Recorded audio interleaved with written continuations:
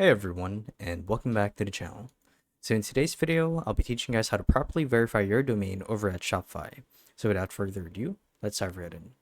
So to actually do this is quite simple, and the first thing that you guys need to do is you want to make sure that you're logged into your Shopify account as an administrator.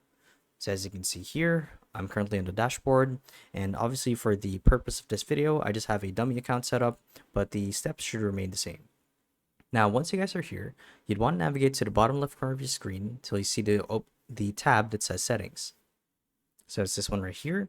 So if I were to click on it, you'd be met with a bunch of different options like the store details, configuring your billing statements, user and permissions, or I should say users and permissions, your payment gateways and methods, checkout page, so on and so forth.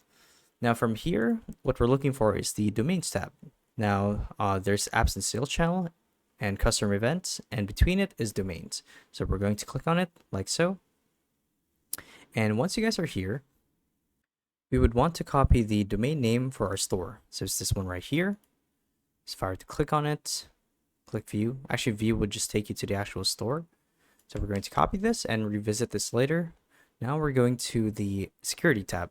Now I believe it was found under users and permissions. So I'm just double checking here in case it's not here. So let's actually go to this fourth tab right here, users and permissions.